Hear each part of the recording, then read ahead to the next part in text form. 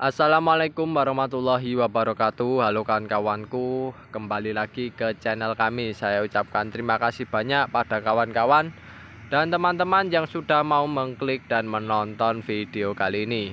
Pada kesempatan kali ini kita update terlebih dahulu mengenai lahan budidaya kita. Di mana lahan budidaya ini saat ini kondisi airnya sudah mulai turun, pasang surut ya kan kawan.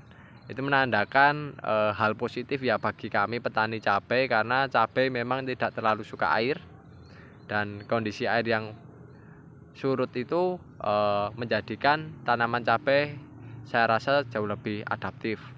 Lalu yang kedua, lahan kita saat ini dalam progres pembersihan gulma-gulma, karena gulma bisa mengakibatkan persaingan terhadap tanaman cabai itu sendiri. Dan selanjutnya kita akan membahas tentang ilmu ekologi. Jadi ekologi itu sepengetahuan kami adalah hubungan timbal balik antara makhluk hidup dengan lingkungannya. Nah, hubungan timbal balik itu pastinya ada berbagai macam faktor. Kalau kami menggaris besarkan yaitu menjadi dua faktor, faktor internal dan faktor eksternal.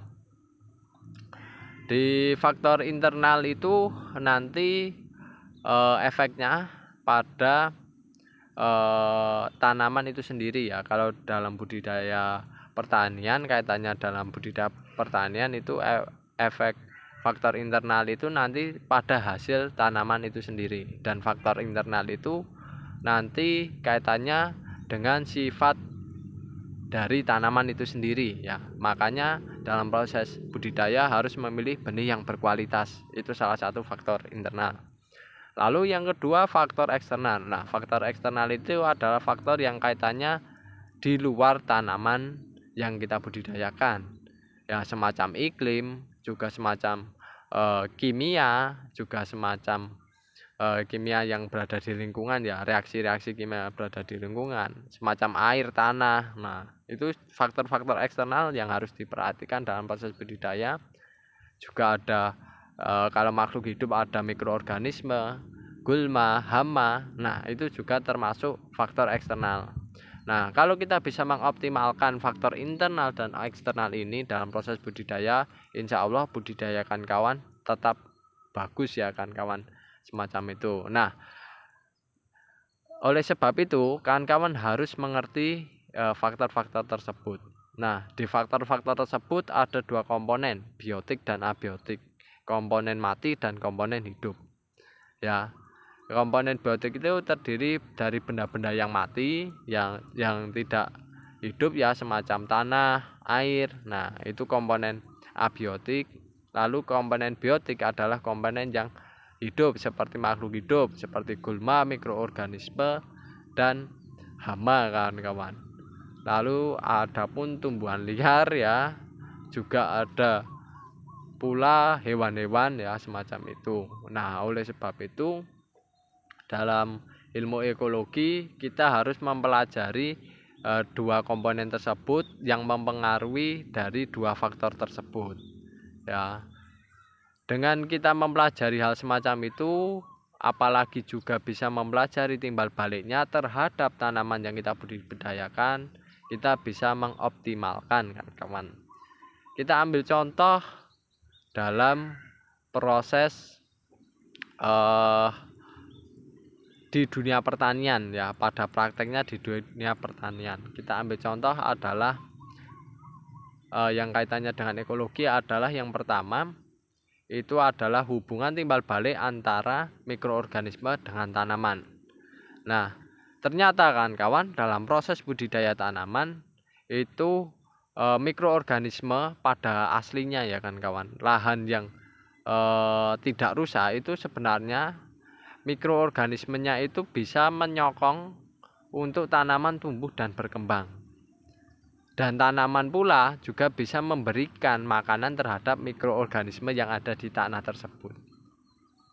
Yang dimana mikroorganisme tersebut biasanya bisa menguraikan bahan-bahan organik yang ada di media tanam, yang menjadikan unsur hara yang siap sedia bagi tanaman yang dibudidayakan. Sehingga tanaman dalam memperoleh unsur hara itu salah satunya bisa disediakan dengan mikroorganisme tersebut.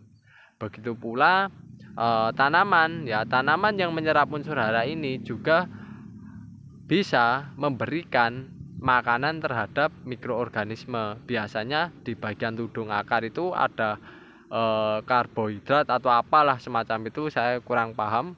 Nah, itu di bagian tudung akar itu ternyata kalau akar tersebut tumbuh dan berkembang maka akan pecah, yang dimana nantinya itu bisa menjadi makanan mikroorganisme untuk tumbuh dan berkembang. Namanya makhluk hidup, mereka pasti tumbuh dan berkembang.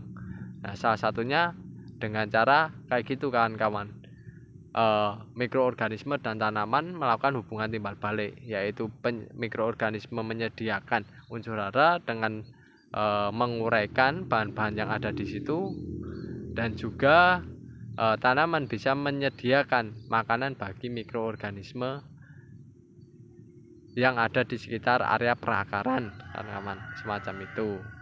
Nah, dengan kita mengetahui hubungan timbal balik semacam itu, maka praktek di lapangan untuk zaman sekarang, apalagi kondisi lahan yang sudah mulai rusak kayak begini kan kawan, itu ternyata pemulihannya salah satunya dengan cara pemberian pupuk organik pada media tanamnya, lalu dalam proses perawatannya mereka selalu disuplai dengan penggunaan mikroorganisme, entah mikroorganisme lokal ataupun mikroorganisme yang sudah menjadi produk ya di toko pertanian. Nah, itu salah satu cara mengembalikan kesuburan tanah dengan menyediakan mikroorganisme.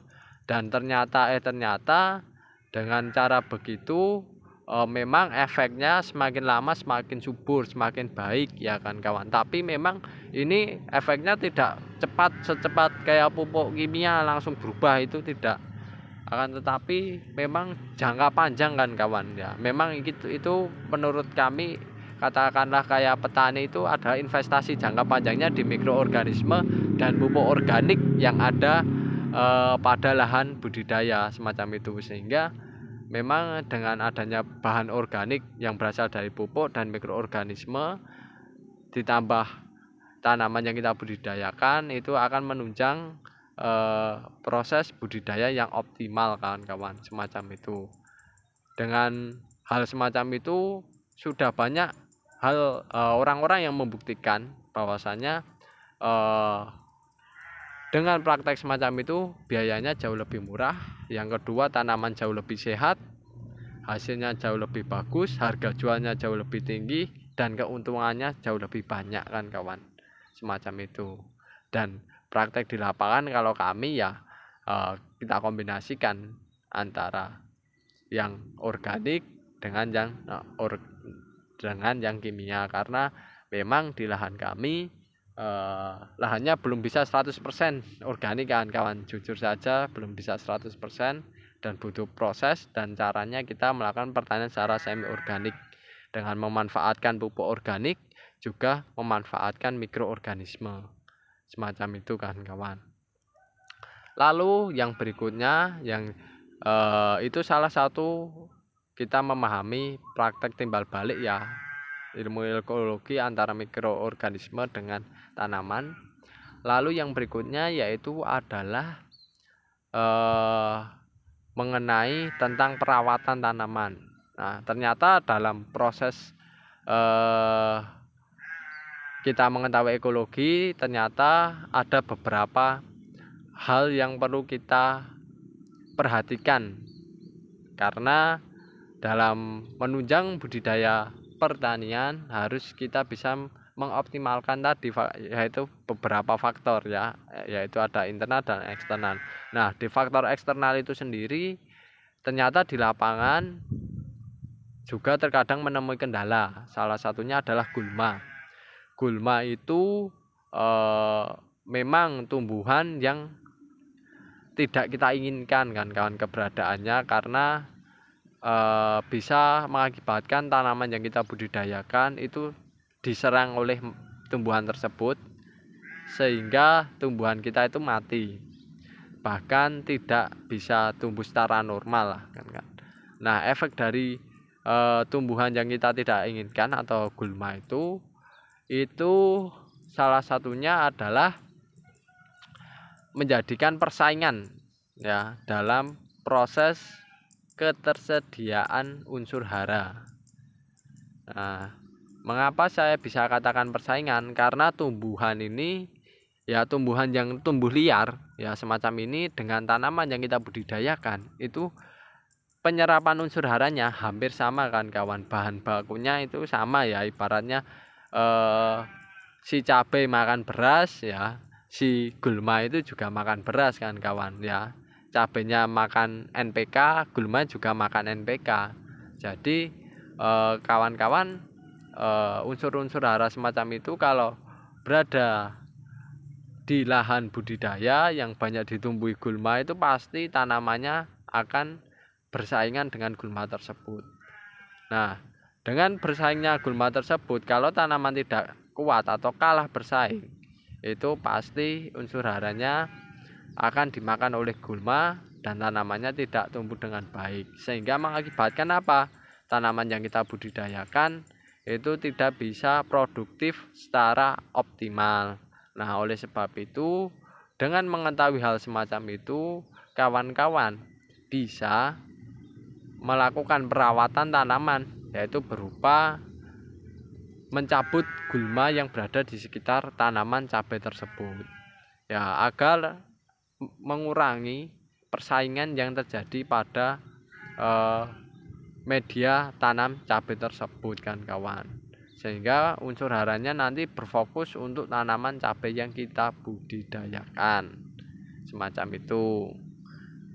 Oleh sebab itu ya kita tahu kan bahwasanya ternyata di lingkungan budidaya tanaman itu tidak hanya tumbuhan mikroorganisme saja, tapi juga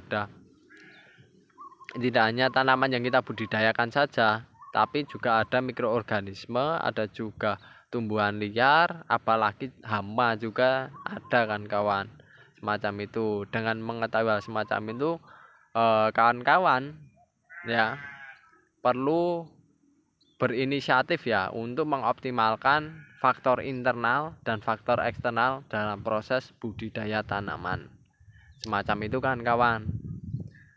Jadi kita bisa mengoptimalkan hal semacam itu, nanti dampaknya adalah optimal pula produksinya kan kawan, dan hasilnya bisa maksimal. Dan ini di depan kami sudah membuktikan ya kan kawan, tanaman yang kita budidayakan pertumbuhannya agak kurang bagus. Karena apa? Karena kemarin hujan ya, air banyak menggenang, ditambah gulmanya banyak ya, menjadikan tanaman cabainya tidak mampu adaptif ya, kurang normal lah kan pertumbuhannya semacam itu. Karena tanaman cabai yang kita tanam kondisinya masih kecil, sedangkan gulma pertumbuhannya begitu cepat kan kawan.